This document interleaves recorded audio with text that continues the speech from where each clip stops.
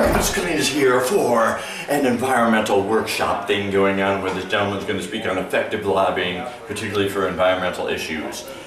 Mr. CleanN, Clean Environment Special, here now at my Quaker meeting house. Yes!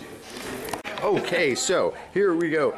And this is Tony Orlo interviewing. I'm sorry, what's your name again? David? David Alisa. Okay, and you're here at the Quaker Meeting House in Ithaca to talk about what exactly?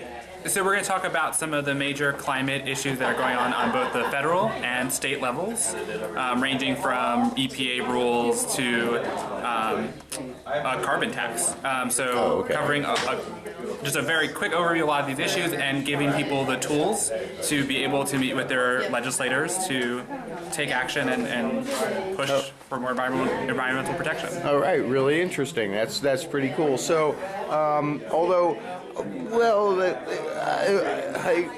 I certainly worry about pollution. I do have my concerns that the carbon tax thing is a bit overblown, perhaps not based on perfect science. What's your perspective on that? Do you think that's a done deal? That's the science is in and.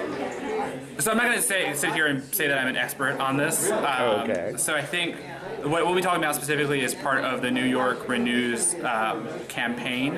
So it's a coalition of groups in New York State that are going to be pushing for a polluter penalty to basically hold polluters accountable in multiple sectors for the emissions that they put out. Oh, okay. Well, now, is that specifically CO2 emissions, or is that CO2 in equivalencies? Like, what about? I mean, water pollution seems to me personally to be a much bigger issue. I mean, when we drink other people's garbage, that goes right into us. Yeah. You know, CO2. I don't know. Plants cough that out every day. So I think the important thing to first of all not pit different kinds of pollution against each other. We cough it out.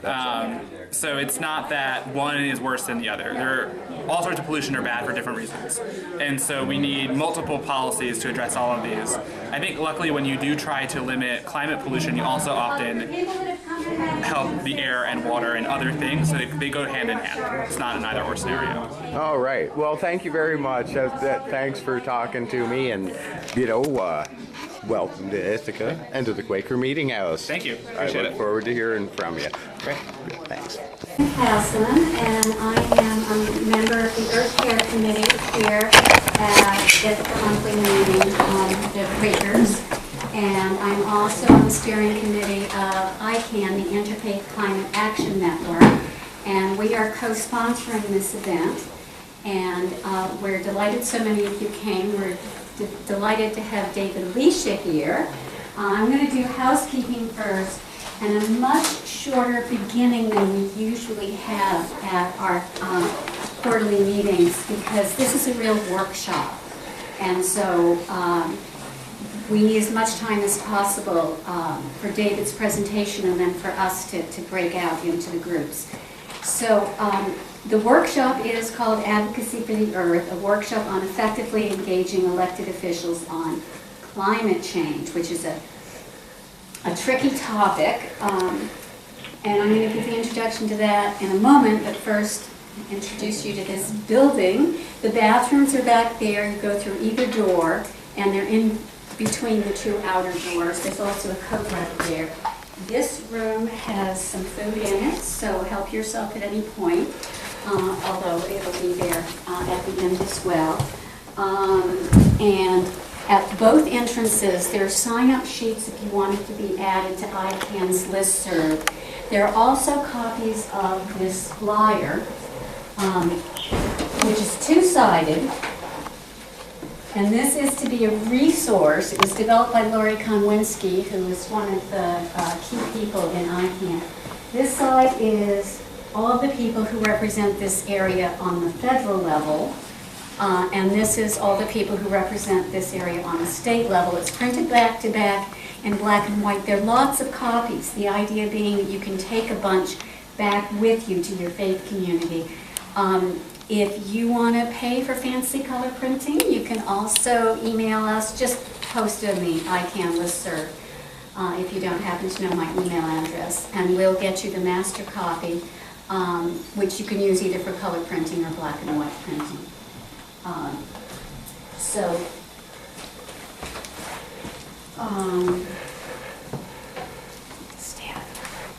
Okay, normally I've been starting our events with a version of the traditional Iroquois Haudenosaunee Thanksgiving address. And it can be very, very long, and I'm not going to do a long version of it today. But a lot of us have been reading a book called Braiding Sweetgrass, which is written by a woman who lives in this area now. She lives nearly on Ithaca. She herself is a Potawatomi. But the part we've been reading lately talks about the honorable harvest. And I just want to take that idea from the Thanksgiving address. That's what the Thanksgiving address is all about. It's reciprocity, that we're grateful for what Earth has to offer us, and we keep Earth and Earth's biosphere productive by us offering back, using judiciously, and taking care of those things that take care of us. And that's really what we're going to be learning more about, how to advocate for, how to have an honorable harvest, an honorable, right relationship with Earth and everything on it. So David Alicia is, his day job is as an organizer for the Sierra Club's Beyond Coal campaign, which of course moves us past fossil fuels, which is what climate change is all about. But he also is the president of the board of New York Interfaith Power and Light, which is an interfaith organization which has been around for quite a while, 15 years or something, advocating in faith communities to help us move beyond fossil fuels. And so he is here tonight in his capacity for New York Interfaith Power and Light, but certainly his experience as an organizer for the Sierra Club is a lot of what he has to offer us. But I'm going to let David tell you more about Interfaith Power and Light, and then we can get going.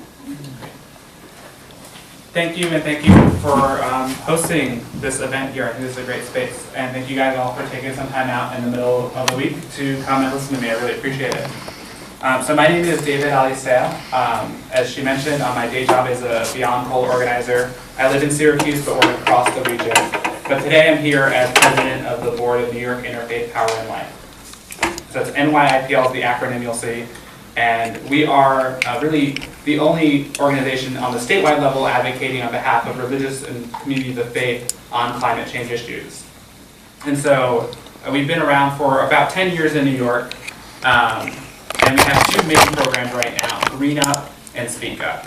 Green Up is meant to help congregations and individuals make better decisions, so become more energy efficient, to put renewables on their rooftops, do that type of thing. I'll warn you, that's not my area of expertise. We have other people on our board and other resources to tap into there. But we also have our Speak Up program, which is going to be the main focus of today's conversation. And this is really aimed at empowering people of faith and communities of faith to get out there and get involved in the political system. Because you can have the most green, energy efficient, renewable house of worship, but if the rest of the world isn't following along, we're not going to be able to tackle climate change. So you need both those personal, individual changes as well as that larger societal shift. And so here's a quick overview of how I would like to run the conversation tonight. My goal is to give you a very quick update on some of the top climate issues for 2016, and then enable you to join other people of faith and help lobby your federal and state legislators. And so the way to break down an agenda first is an issue overview, where I'll go quickly over a couple of issues that we picked out. This is not a comprehensive list. A comprehensive list would take hours. And so we'll just kind of go quickly through. There'll be an opportunity to ask some questions on the policy pieces, and then we'll sort of have more of the breakouts in the second half, where we can have a conversation with each other about how do we actually go out and do this. And again, I want to highlight the issue overview is not comprehensive. So when you leave these doors, hopefully these skills can be used on other issues as well. So hopefully you're coming with a toolkit that is applicable to a lot of different occasions. I'll also say before I get into this, I love interactiveness, so this first bit is a lot of me talking, but feel free to interrupt if you have a question, if something's not clear. I don't want to sit up here and lecture to everyone for a while. So I want to start off with why I'm standing up here and why I do this work. I really look at climate change as a moral issue, as one of the moral issues of our time. And so I was raised actually as an evangelical, which sometimes causes people to scratch their head and wonder, what are you doing this kind of work? It was very much a part of my everyday life. We went to church every Sunday, but also multiple times during the week. But one of the things I really remember of it as a kid was the way that my parents focused on the service aspects. And so my father was really involved in a prison ministry where he would go to one of the local jails and just talk with some of the people that were in there, talk about their problems, and try and figure out ways to help them. And one of the big programs they did that we got involved with the family was during the holidays. We would, it was mostly men in the jails, and so they weren't able to go out Christmas shopping for their kids. They weren't going to be able to spend Christmas with their kids, but the ministry would work with them to identify, what do your kids like, what are the basic needs, what are the gloves, hats, and things that they need, but also what are some toys and fun stuff. And I'd go out with my father, buy them, and then we go to the houses and say, your father helped pick these out for you and be able to give it to the kids. And so that idea of being able to help others and being able to make a difference and, who cares about what their background was something that was really important to me and taught to me at a young age. As I got older, I did start sort of questioning my faith and all of those aspects a little bit more, becoming more socially aware. And one of the issues that really grabbed my attention was climate change. It was kind of mind-boggling that particularly people of faith weren't jumping on top of this issue. It's pretty clear to me, at least within the Christian tradition, that we should be taking care of God's creation. And so for me, that was a really logical thing to latch onto. I got to work in politics. I thought that was the vehicle to make change, by working within the system, by electing good candidates, making a difference. Unfortunately, I was probably a little more optimistic than I should have been. Even great elected officials have a lot of pressures, and they need people on the outside giving them the space to make the right decisions, and other people just need to be pushed to make the right decisions. And so I took a step back from that life. I went back to grad school. I got involved in a church in Syracuse, Plymouth Congregational, which has a really kind of advocacy bent. And then I ended up working for the Sierra Club, getting involved with New York Interfaith Power and Light, and now I'm sort of in this climate advocacy world.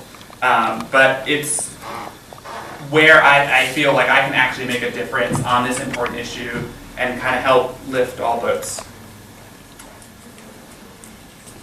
So before I get into the policy pieces, I think it's really important that here as a group, before we get into our breakout stuff, that we get to know each other a little bit and start thinking about why we do this work. So I'm actually going to start off with a little breakout, and there are 3 questions I'd like you to think about. A, what motivates you to want to take action to move New York towards a renewable energy future, to tackle climate change? You can sort of phrase that question however you want. B, how have you been personally impacted by fossil fuel development or climate disruption? And then what do you think are the right solutions? So if folks want to take 5 minutes to think about that, and then share with someone next to you, preferably someone you don't know. So if you sat next to a friend, turn to the other person. And so we'll all get a chance to learn a little bit more about each other. Give you 10 minutes for that, and I'll give you sort of a halfway point when you should definitely be talking to someone else. All right, now we're breaking away into individual groups, and I'm not sure each people in the individual groups want to be filmed, but we'll rejoin you later with the further lecture. Not lecture, but interactive thingy going on here for the Mr. Clean Show. All right, the breakaway groups are starting to end, and so we'll rejoin you with the actual main portion.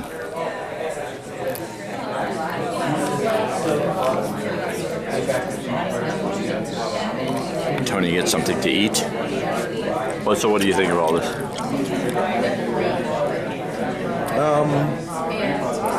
I don't know. I'm interested to see what he has to say. I'm not sure why. I'm not sure what everyone's talking about. They're probably just all agreeing that CO2 emissions are bad.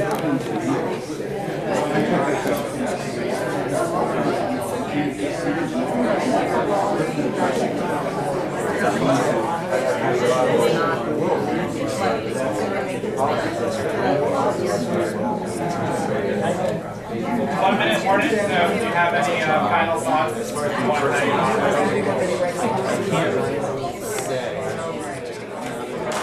Can you hear me talk twice? Okay, thank you guys. It sounds like everyone was having good discussions. Does anyone want to share any highlights, anything they learned? Anything that was like, oh, I totally agree with that, or I totally get that, or something that you weren't thinking of?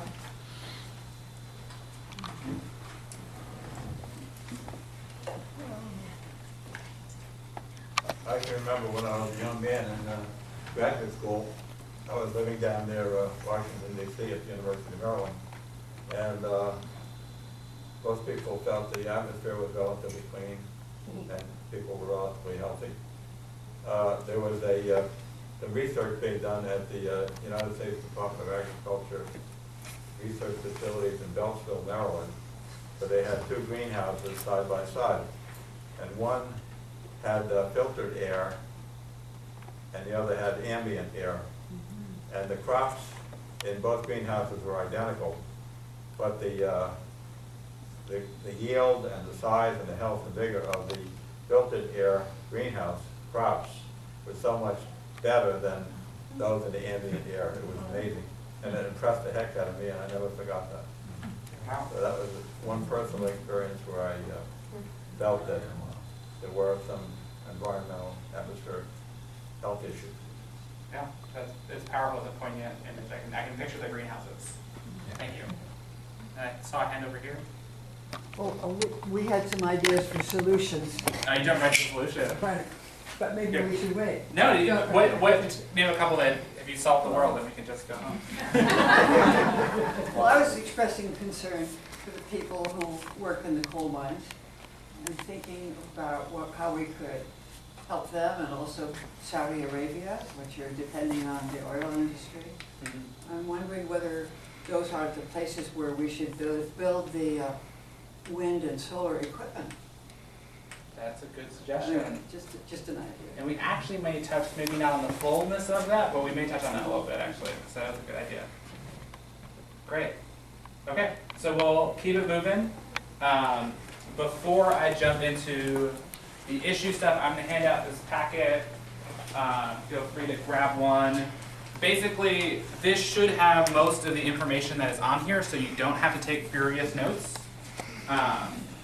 We'll also at the end wrap up, but I'm happy to send digital copies of this as well in case, but don't feel like you need to jot everything down. It can be a lot of information all at once. So we're going to start on the federal level with some issues that are going on there, and one of the ones I think is really exciting is the Gibson Climate Resolution. So it is a House resolution. For folks that may not know, House resolutions are non-binding. This isn't a bill. This isn't going to suddenly force the government to make radical changes, but it's simply a statement from the House saying that they agree with X if it's passed. And essentially what Congressman Gibson, he's a Republican who represents more of the Catskills area, downstate, closer to downstate. And he put forward a resolution that basically just acknowledges that climate change is a problem and we should do something about it. He doesn't prescribe policy solutions. It's not like he's proposing something radical, but the goal is for within his own party to try and build a consensus that actually that climate change is happening. and try to push back against some of the some of the radical ideas within the Republican Party. Luckily, we actually can celebrate that there are a number of New York congressmen that have joined him. So Congressman Reed and Hanna have signed on and said they support this. They believe climate change is real by doing this. For folks, if you're, I don't know, I know there's some level of geographic diversity here. Anyone that's up closer to me, so Syracuse, Indianapolis, he is one of the only Republicans in New York that has not signed on to this. So Congressman Kako is the one. And so this is an important opportunity if you're meeting with congressmen to say, if they signed on to it, say thank you actually, because they rarely hear people back them up for these positions. And they're getting a lot of opposition from their base of support. Just to know, for them to know that there are people out there that appreciate this position will help embolden them to go further in the future. And for Kako, my guy, we need to keep pushing because I've actually met with him and he doesn't know if climate change is real or not. So more work needs to be done. He doesn't know if it's real or not? Yeah, he's not sure. He doesn't. He's unaware.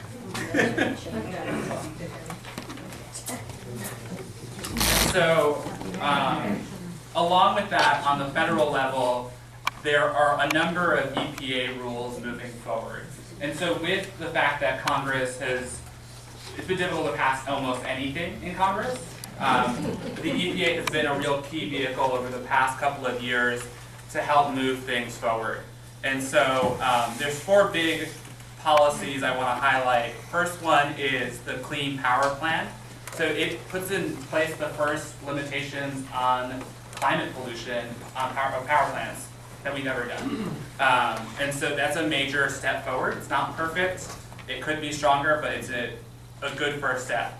There's also the smog rule, which again is on power plants. It would lower smog pollution from 75 parts per billion to 70 parts per billion. This was a bit of a setback last year. The environmental community, if I can describe it as such, was generally in favor of something of 60 parts per billion. So the Obama administration compromised, but again, something is better than nothing. There's also the coal ash rule, which basically would just require that power plants actually take care of coal ash the way that you would with garbage. So, I think you may have heard back in last year, the year before, in Appalachia, they've had some serious coal ash spills, a lot of water pollution from the sort. This has really been created to address the worst issues. There's also the methane rule, which would put in place the nation's first limits on methane from new oil and gas drilling. And again, unfortunately, not every state is as enlightened as New York to just ban fracking. And so for the states that are dragging along, let's at least put limitations on this so that they don't have as many emissions as they currently do. And these rules are really a matter of protecting public health when it comes down to it. And I think here's some facts that when I saw were kind of stunning for me in New York. When you look at, there's millions of people in New York living with asthma and COPD, which are in large part caused by different kinds of pollution. About half the state, so 15.6 million New Yorkers, live in counties that have failing smog or particulate standards. And so luckily here in Tompkins County and in central New York, we're good. We're one of the parts of the state that have good air quality. But folks out in western New York, folks downstate, have a failing air quality. There's also there are tons of coal ash created in New York. So just in 2014, 2.8 million tons of coal ash was created. There's unlined coal ash ponds, coal ash landfills, including one here in this county at the Cayuga Power Plant. And so when we are talking about EPA rules, this is really just a matter of protecting public health and our water and our basic sort of things. Unfortunately, our Congress has, the House in particular, has continued to pass bill after bill, defunding the EPA, limiting the EPA's ability to regulate these things, and just finding very creative ways to stop this. And unfortunately, all of our congressmen have voted pretty much in lockstep with the party on this. And particularly, I think, in light of the climate resolution of Gibson, it's an important opportunity to point out, well, you're putting out this climate resolution, but then you're undermining with all these other votes, you're undermining public health. What are you doing? And so for our congressional officials, it's a really important opportunity to ask them to oppose these legislative attacks, to break from the party line and really stand out there and protect the health of everyday people. And as people of faith, I think we have a unique ability to bring that case to them that may not otherwise listen to other voices. So I'm going to move to the state level, and I will throw out there that New York Integrated Power and Light still hasn't fully voted and decided on what statewide things to support in 2016. So I sort of just went with what I see, what we are seeing, looking at, and some of the top moving issues. One of the platforms that I see really moving forward is one by a coalition, New York Renews. And so it's a coalition of groups that are pretty wide-ranging, from environmental justice to labor to typical environmentalists. And it's a growing coalition. Things are still coming together, but they've agreed on sort of 4 main points that I think are worth sharing with you guys that are really, really big. So first is getting strong renewable energy and energy efficiency goals in legislation. So right now what New York has had is very big policy goals, but no one's held accountable. So if they miss them, well, no one, doesn't matter. And to give one example, we had a goal of 30% renewables by 2015. Come and gone, and nothing happened. And so the coalition has decided this is an important thing to mandate through legislation. They also want to ensure that as we make this transition, we are lifting all votes that communities that have faced the number of injustices are getting their fair share. And so including that 40% of energy efficiency and renewable energy funding goes to environmental justice communities, whether it's just energy efficiency upgrades for their homes or community solar, that they are getting their fair share of this money so that we're not simply paying for solar on rich people's houses, but that it's going to everyone. They've also included just transition funding for impacted communities, so communities that are facing the worst impacts of climate change, as well as communities that are losing fossil fuel plants as we make this transition. And I think this touches on the point that was brought up earlier, was these communities, we need to figure out what to do with them and make sure that they are made whole, that we aren't leaving anyone behind in the renewable energy transition. And then as well, they're working on a polluter penalty, which amounts to a carbon tax. A whole lot of details involved in a carbon tax. So a lot of them are still being fleshed out. But again, trying to make sure that the polluters are the ones that are funding the solutions, essentially, so that what they're doing helps us then build more renewables, do energy efficiency, and help bring all these communities out. And so I think this, because of the size of the coalition, I think this is going to be a really important thing moving forward in New York State politics. And again, as a moral issue, I think they've really made sure to include that throughout their platform. They've made sure to include, low-income communities, communities with power plants, and they put a very strong moral lens on it, I think, that makes it very easy for people of faith to have a role in this conversation. And this section is actually something I threw in, I think, because it's particularly important to us here in Tompkins County, and that's the just transition. And so that's part of the New York Renews platform. Again, lots of details being worked out, and there's a number of people working on this. But essentially, fossil fuel plants right now are heavily dependent on these power plants.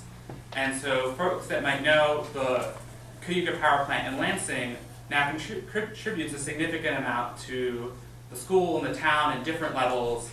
And that has led to cases where these towns and communities are holding on to these polluting plants. They want them in their community, which is somewhat backwards for their own health and the sort. But by providing a package of solutions, we can ensure that these communities aren't left behind, that we can figure this out, and that no one's harmed by this transition, that students don't face less textbooks or less teachers and the sort because of this transition. And on this issue in particular, I think there's actually been a lot of progress made. For folks that live in this area right around here locally, your Assemblywoman Barbara Lipton has been a true champion on this. And so Irene and other folks know they've worked with her on this. She led 75 legislators last year calling for transition assistance so that when communities face this, they have help from the state to happen. And that helped lead to a $19 million fund that then these communities can access. More work is needed. The governor has cited $15 million for worker retraining as a possibility. There's still a lot of other pieces that need to get figured out, and so there's going to be more work through the budget cycle, but this is a good opportunity if you're meeting with Assemblywoman Lipton to say, good job, we got your back, and you can keep fighting for this, we'll be there for you. And if you are in another assembly district, this is the opportunity to say, we need you on this one. This is a big deal for all of us, because right now it's just plants like the Cayuga power plant. But if we're going to get to 50, 100% renewable, there's going to be a lot of power plants retiring. It's just the fact of it. And we need to figure this out now before it's, an overwhelming problem. And then I want to talk a little bit about the clean energy standard. And so this one I think is particularly helpful in the sense that I know some communities of faith, some congregations go, I don't want to get too involved in politics. I don't want to be like lobbying on a bill or something like that. This is an administrative proceeding. So that means the state agency going through it. If you're concerned about 501c3 or 501c4, this is C3. It gets you out of some of that craziness for folks that are concerned about those things. So the proposal just came out today, but it essentially amounts to the Public Service Commission is going to mandate 50% renewable energy by 2030. There's additional emissions reductions and energy efficiency goals, and this is an enforceable mandate on the utility companies. Basically, after years of lobbying, the environmental community has convinced the PSC and the governor's office we can't trust utilities to do this law, that we need to actually hold them accountable and force them to get to this point with annual targets. So it's pretty exciting. Comment periods is opening up, so March 14th, no one has comments drafted because this just came out. And a final order is due by June or July. So this is all moving very quickly, which is really exciting because we need to get to this point. We need to start on this work now.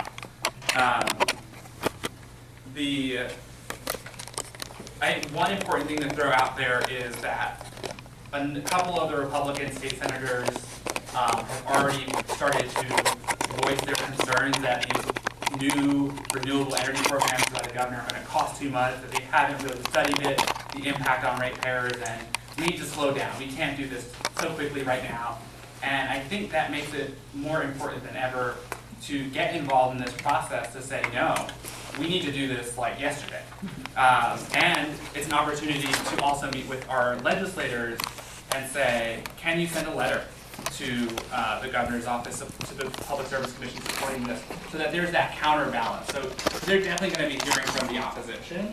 We need to make sure they're hearing from the people that have their back, so that they can take this position and actually move forward. So that was me blabbing for a little bit there, and that was a lot of information. So I kind of want to take a pause and see if there's any questions about how all this stuff works,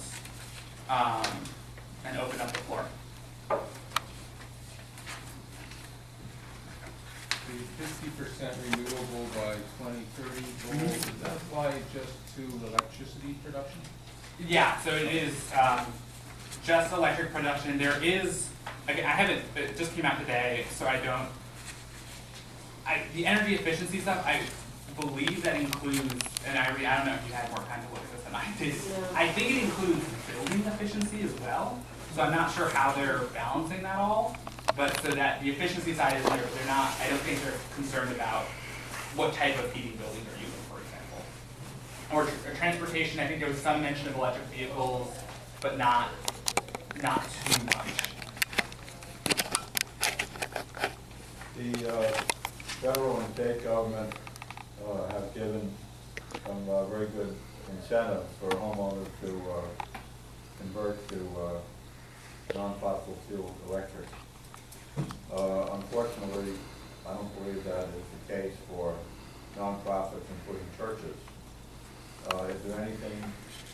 new way to include nonprofits, including churches, in those incentives?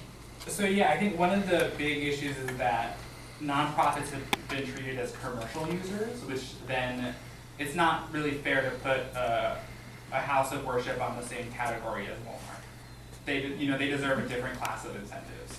And I know there is a conversation happening right now within Interfaith Power and Light, because we're a statewide affiliate of a larger national organization, about PACE loans and creating a loan system that would, so that at least congregations and houses of worship can access more loans.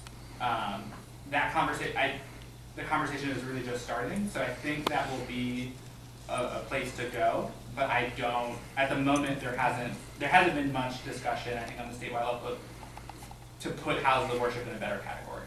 But it's definitely an issue I've heard it way too many times, and something needs to get done.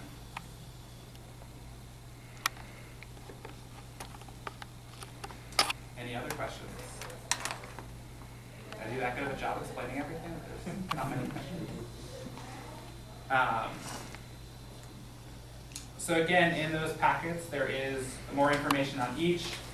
If you'll note, there's some more detailed handouts in the back on, I'll go over this again at the end, but a lot of these details are still forthcoming. There's bills still being drafted, there's stuff happening, and so we can use the listserv, and we make sure you are on that listserv if you aren't, to keep in the loop as everything develops.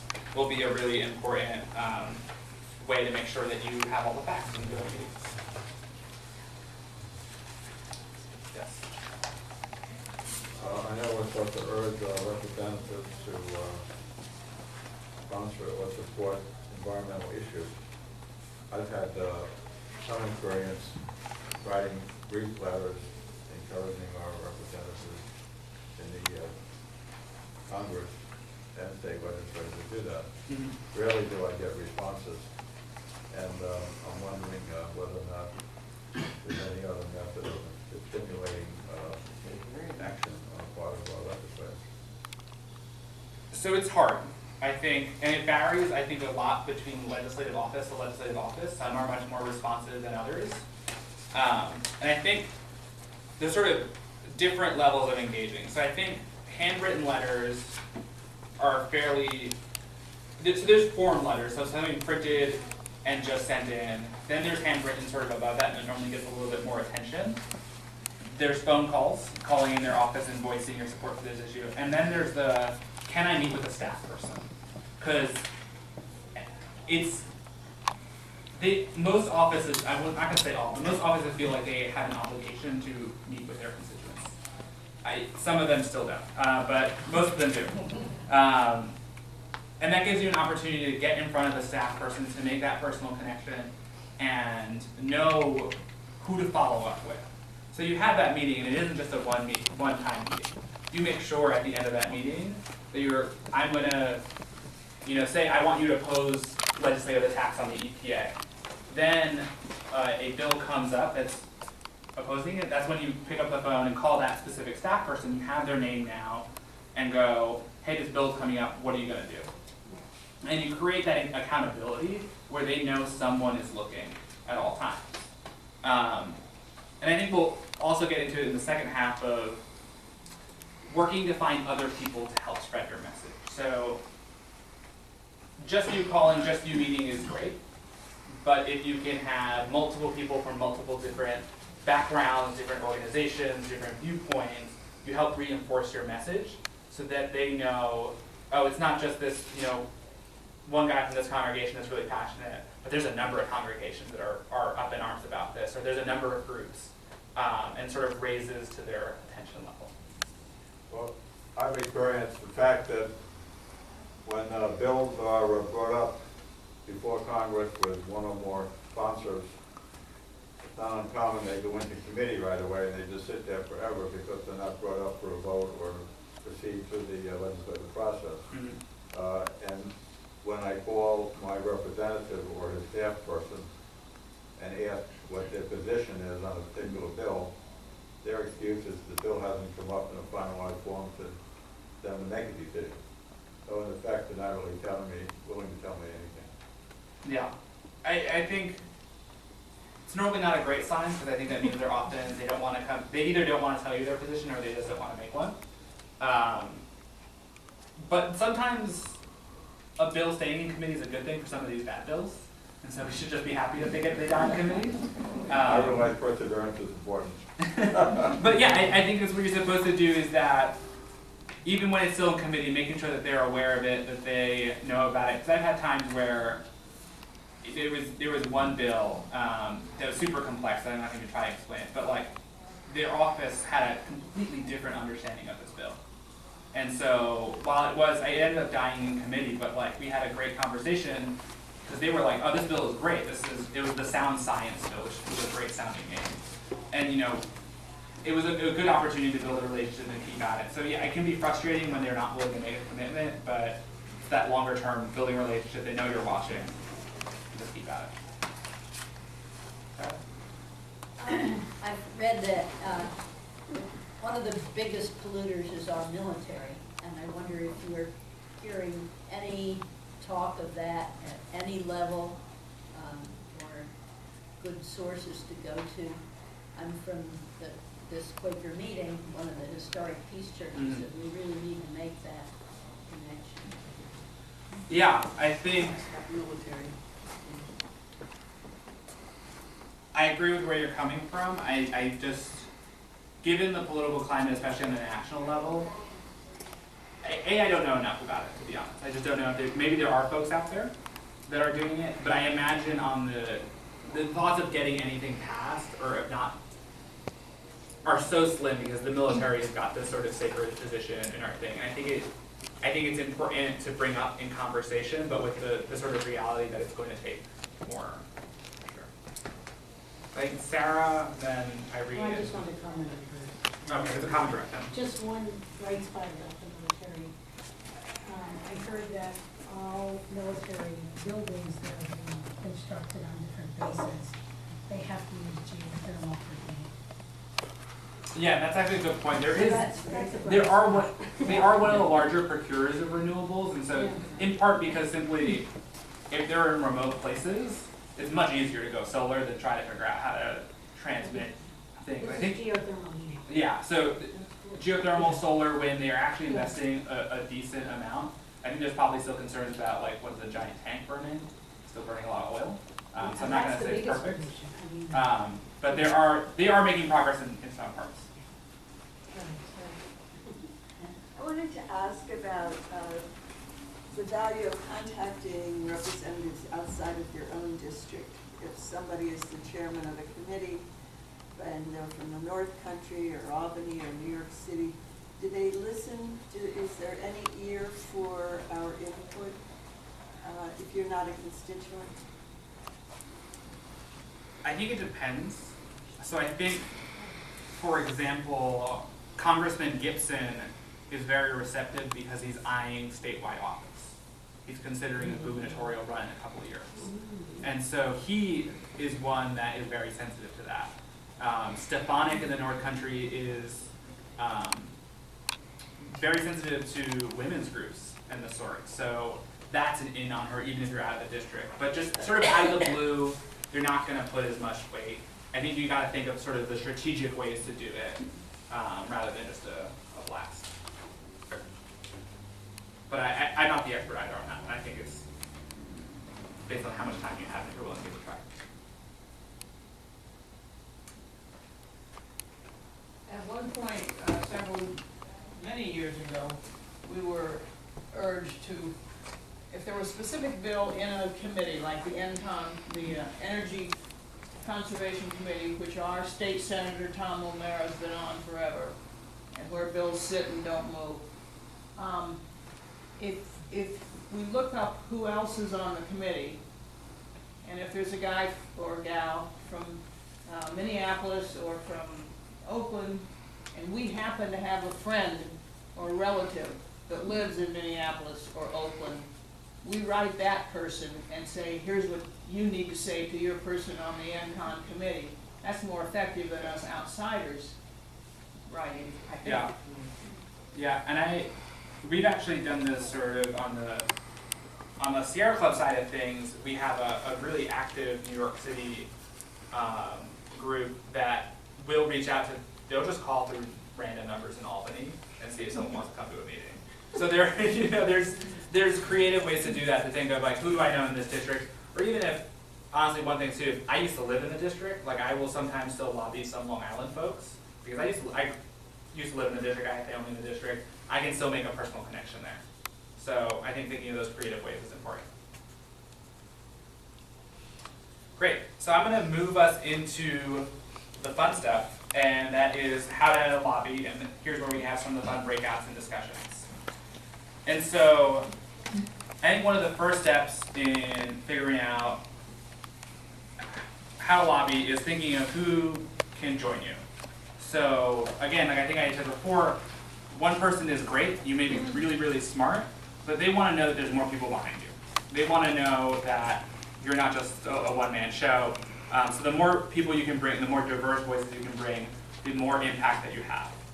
And so a couple of ways that you can start thinking of how to branch that out. One is to just start looking around the room and thinking about who else is here, who else is in my district, who else has the same legislator that we can go together.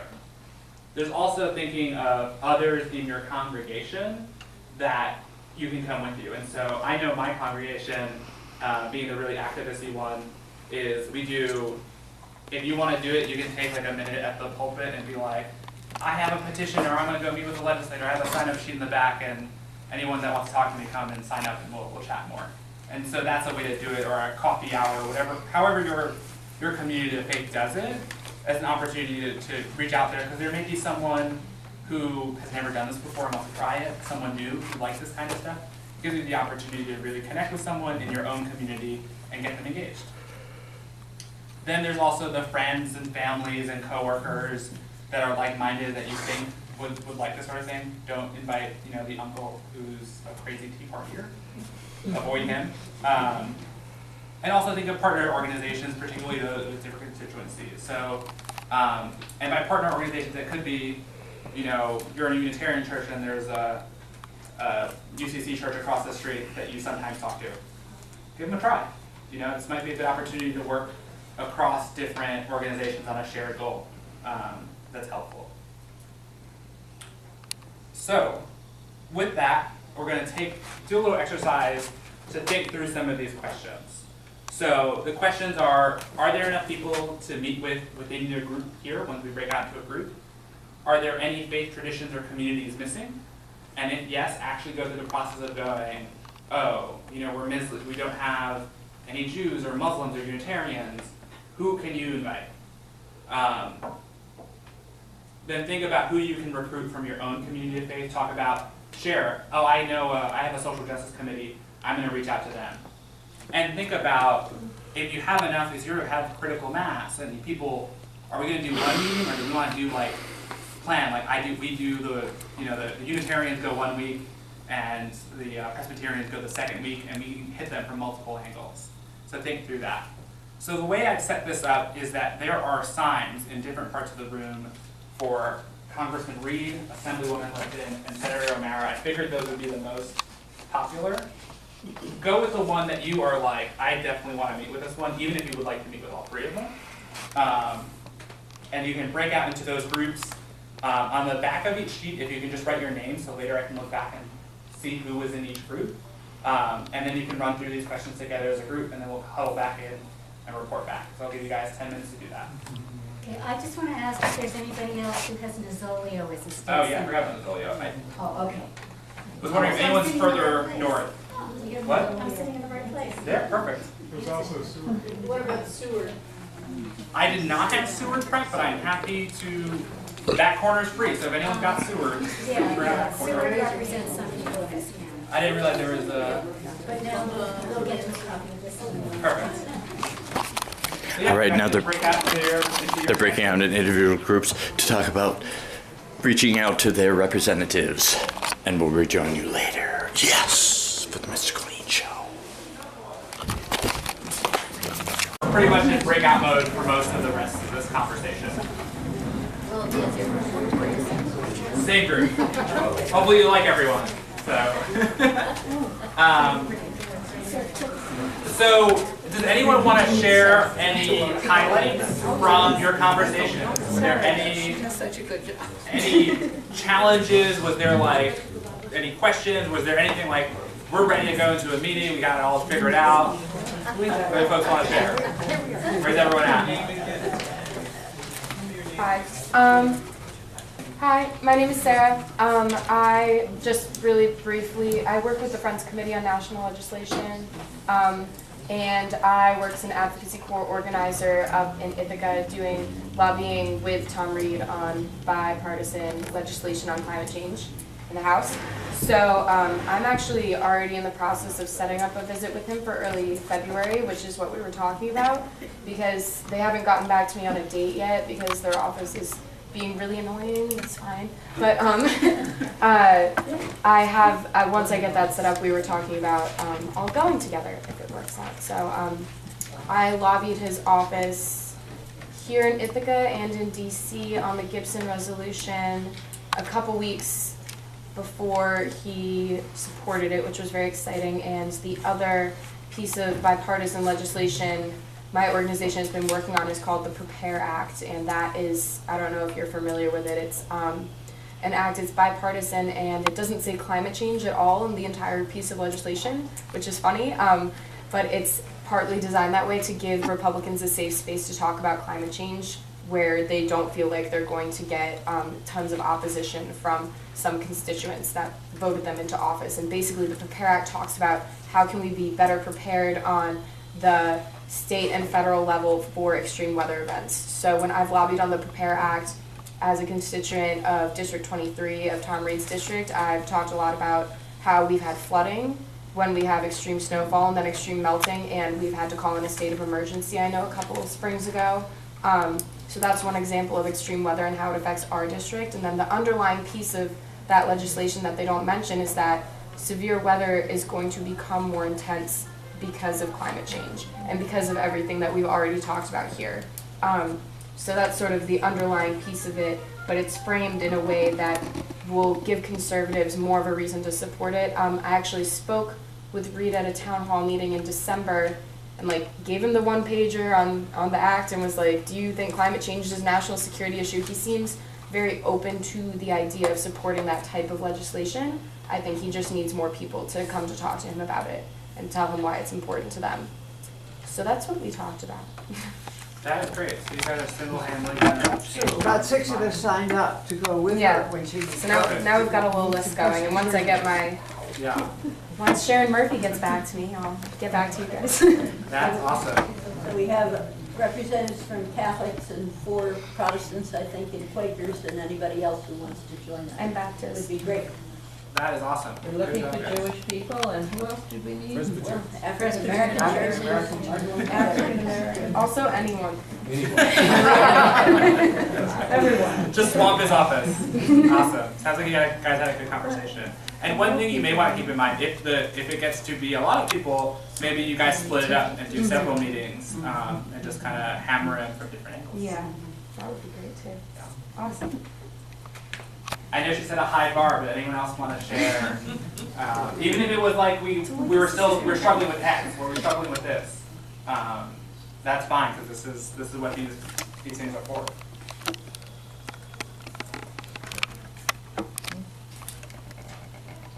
I can put you on the spot, Irene. You can. Because you guys were struggling with a good question. Yeah, we were struggling with really what's in play right now at the state level for us to get behind and go support. We did think of some important things actually to thank Barbara Lifted for, because she really has been a hero for us, both in supporting, providing funding to help Lansing and other communities that lose power plants transition and have some money to support the tax base when these big tax revenue sources go out of business, and so that's one thing to support her. And then the other is to thank her and find out from her how we could support her carbon tax bill that she's introduced. Her what? I didn't hear. A carbon tax bill okay. that she's introduced with Cahill. Could you tell us about that? Yeah, minimally. I haven't refreshed myself on it lately, but basically it's that producers of or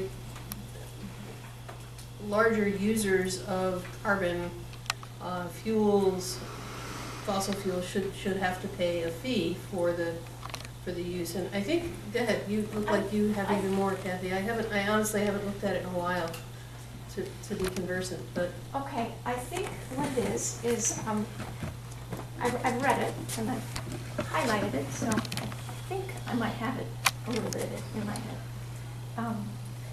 If you drill or you extract or you import fossil fuels, then a tax, a CO2 equivalent tax will be imposed.